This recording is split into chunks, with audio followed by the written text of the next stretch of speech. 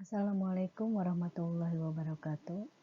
Kepada Bapak Farid Al-Rizki SEMM. Baik, saya akan membacakan mengenai tugas dari metode penelitian. Pada tugas ini saya akan membacakan mengenai pengaruh kompensasi dan kompetensi terhadap kinerja karyawan PT Astro. Dengan saya, Emerald Triputri Marliana.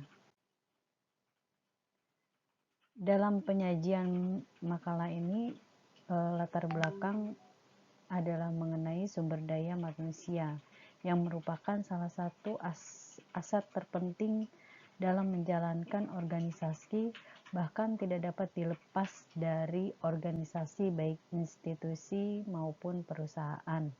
Sumber daya manusia juga merupakan kunci yang menentukan perkembangan perusahaan. Berkaitan dengan pentingnya masalah kompensasi dan kompetensi, maka penulis menentukan objek penelitian pada PT Astro sebagai perusahaan jasa keuangan, maka membutuhkan karyawan yang memiliki kompetensi dan integrasi dengan tolak ukur penelitian kinerja berdasarkan pengetahuan atau knowledge. Pengalaman perilaku yang dimiliki oleh setiap karyawan agar dapat mempermudah di dalam pelaksanaan tugas dan tanggung jawab secara efektif yang dapat dijadikan dalam peningkatan kinerja. Selain kompetensi yang harus dimiliki oleh karyawan, maka sebagai timbal balik perusahaan perlu memberikan kompensasi untuk memberikan dorongan bagi setiap karyawan untuk lebih meningkatkan semangat dan kegairahan kerja agar dapat memberikan hasil kinerja yang lebih baik.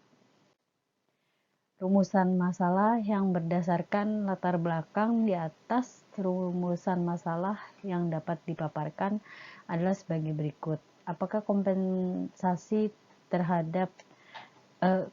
berpengaruh terhadap kinerja karyawan pada PT Astro?